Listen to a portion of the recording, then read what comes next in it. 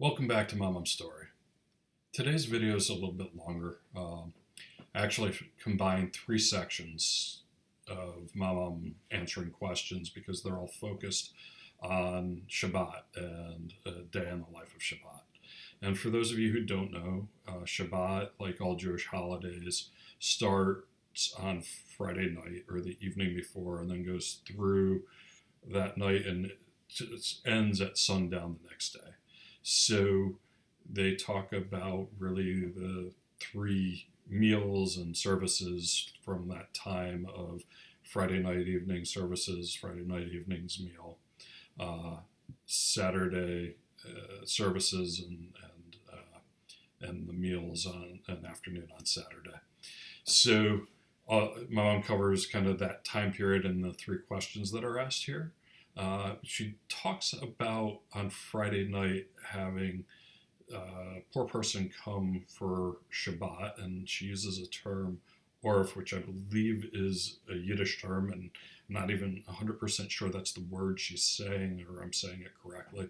I'm working to try and find a little bit more information about the word she used, but I haven't gotten all the details that I'd like to have yet, so I'm going to publish that at a future time, probably on the blog itself, as just an addendum to the notes.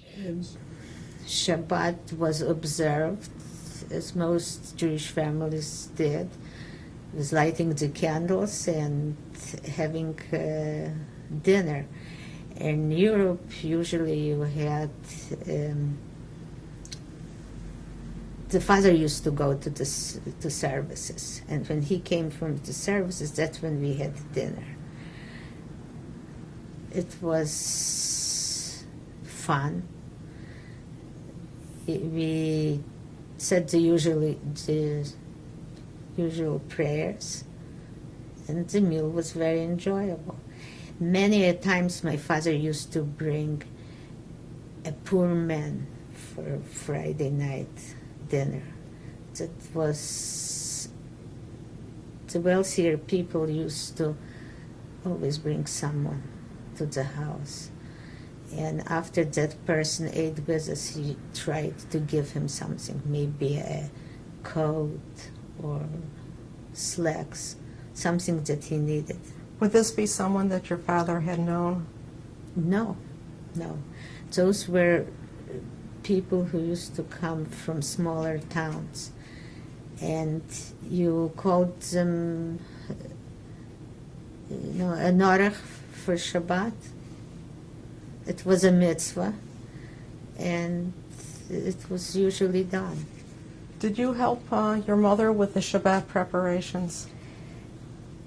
We had a maid, and but later on, when this maid got married, I used to help my mother, not exactly with preparation of food, but we had a lot of white cabinets, and she used to ask me to clean them, or not very much. I was basically, as a young child, certainly I didn't do it, and when I was school age,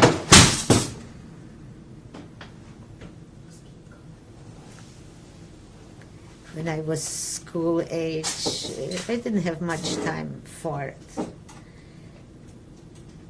I used to like to watch my mother bake, and that's why I remember how to make certain foods like strudel. I even know how to bake challah because I used to watch her. The family mostly ate. You didn't invite other family members for Shabbat, only that one person. Everybody had his own Shabbat in their own houses. Where Saturday morning after the services, they used to come to our house, and that's when my uncles got together, and Especially I had one uncle who used to ask my mother if something burned. He used to like to eat burned food. His son survived, and he lives now in California. His name is Fred.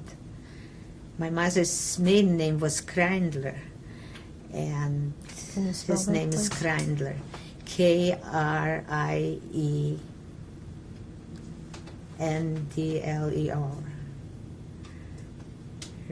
His name is Fred Kreindler, and he lives in California.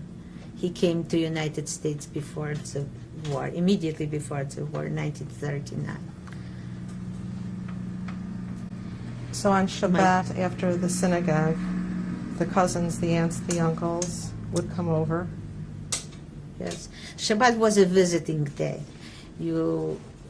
Sometimes we went in the afternoon to my oldest uncle, and we had tea and jam usually in that time, because it was between meal hours. Many a times my mother's youngest brother used to come with his wife and daughter. She was a year younger than I, and went to the same school. We went to the same gymnasium together. We used to play. Did you all used to sit together and eat a Shabbat meal on Saturday? On Saturday, the family? Right, with all the cousins and...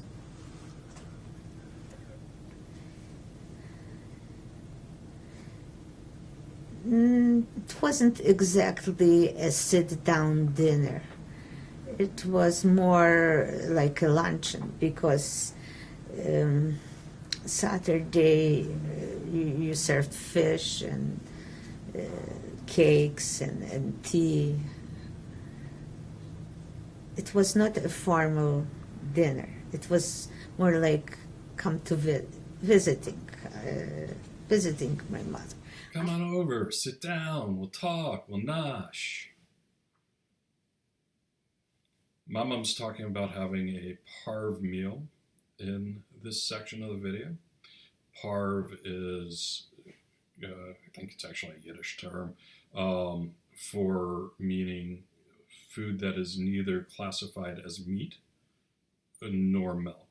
So you can have fish, for instance, with both meat and milk in kosher. And so I think when she's thinking about this meal that they would have on Saturday afternoons, it was more of like a brunch type meal, and it's a lighter meal, and that's why her hesitancy when responding of, do you have a sit-down meal, I think she's thinking more of a meats type meal and a heavier meal, which her family definitely kept kosher in the old world, and before this time, and so that's what she was thinking about.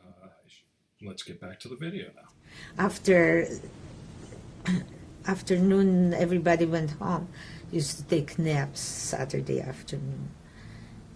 And then they had an evening meal. Everybody had an evening meal in their house. I hope you're enjoying listening to and learning about Mommom Story. If you are, like, subscribe, and please share.